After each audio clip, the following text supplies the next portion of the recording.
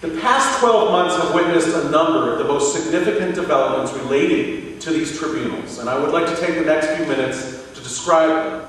And I would say that the most exciting and important thing of the last year was the arrest of Radovan Karadzic.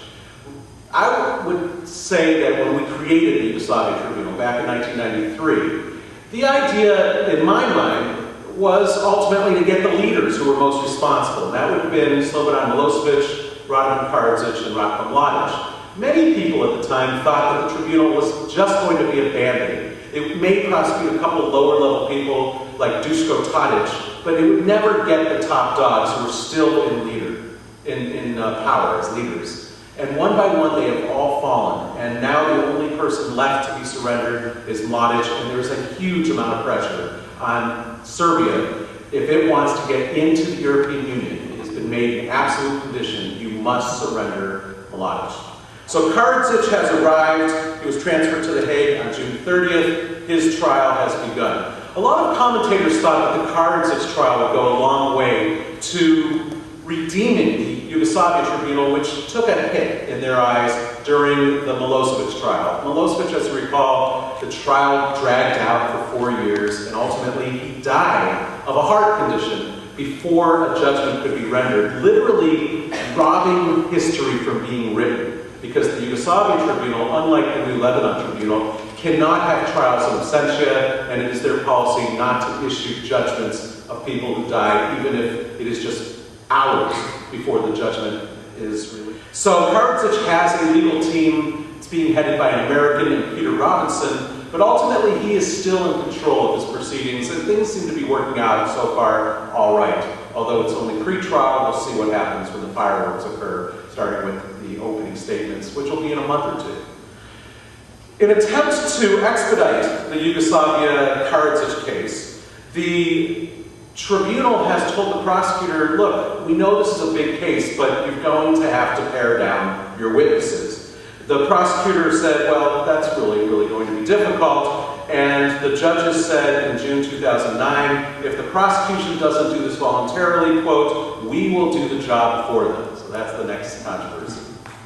Further delays in the Karadzic case were because he had a huge pretrial motion to dismiss. And one of the areas, which is really interesting, is that he said he was given an immunity agreement by Richard Holbrooke, the U.S. negotiator who's written that great book To End the War. And Karadzic says that Holbrooke said, if you disappear, if you go into hiding, if you stop being active in politics, will ensure that you will never be brought to justice. You will have immunity. And interestingly, a lot of people have come out now, including some of Holbrooke's staff, and said, yeah, that actually happened. Holbrooke says that's an absurd and laughable lie that Karadzic has been spreading for years. We'll never know the truth, because what the judges decided in July of this year is that the chamber does not accept the accused contention that the tribunal would be bound by any agreement, even if there were some. So that is no longer an issue, but it took months for them to litigate. The Security Council has decided to extend the mandate of the Yugoslavia Tribunal and also the Rwanda Tribunal, even though it desperately wants these tribunals to come to a closure. They have added new judges, they've extended the mandate of the judges, and so the cases are going to go at least through 2010, and as you heard, appeals will take a year or two after that. And they think that if they do get Ratko Mladic in custody, there'll be further extensions, because that really is the case that the tribunal was set up to create. What you'll see when Karadzic is on the stand this year, and you'll see this all televised, is he's going to blame everything on Mladic. He's going to say, look, I was just a politician, I didn't have control of this guy, it was all him. And unfortunately, they're not being tried together, so that may actually be an interesting defense. And until Mladic is brought in, we're always going to wonder, whether justice was finally done there. Now jumping over to Arusha, Tanzania, and the Rwanda Tribunal. The Butera case is the biggest trial that's going on in the Rwanda Tribunal. It's drawing to a close. This trial includes, and we were talking at this session about women in international criminal law, and I remember it began with John's quip that there were no women defendants at Nuremberg. Isn't that wonderful? Unfortunately, the same cannot be said about the Rwanda Tribunal. And I think some of you may even think, wow, if women were in power, I've heard this before, women were empowered, there'd be less war crimes. And I don't know about that thesis, but I want to tell you about this case and what's been proven.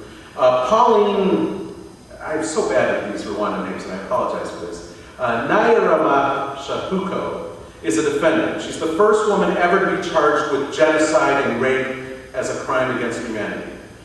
Prior to her arrest, she was the ex-minister for women and the family, of all things.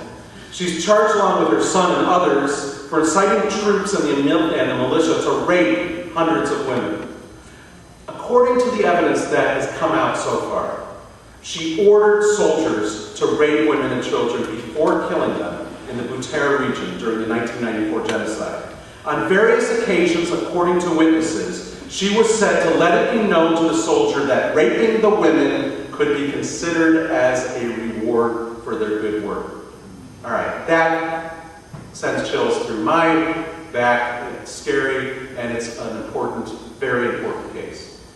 The Butere trial formally closed on December 2nd, 2008, and closing arguments were held in April 2009. There were 726 trial days, 59 prosecution witnesses, 130 defense witnesses, and the judges expect their decision in that case in the middle of 2010. Rwanda is trying to have cases sent from the tribunal back to Kigali. And this is another issue that's been very controversial. Our good friend who's been here before, Bill Chavis, and Philippe Sands argued before the high courts of the United Kingdom about whether or not the government of Rwanda can fairly try these cases. And to date, the Rwanda Tribunal refuses to send these cases to the government because they just don't think at this point they're capable of fair trials of accused of this magnitude. This is probably, in my opinion, going to change over the next few months. There's a tremendous amount of pressure to close down the tribunal, and one of the solutions is going to have to be either prosecution in countries like France and Europe and the United States, but also prosecutions back in Rwanda.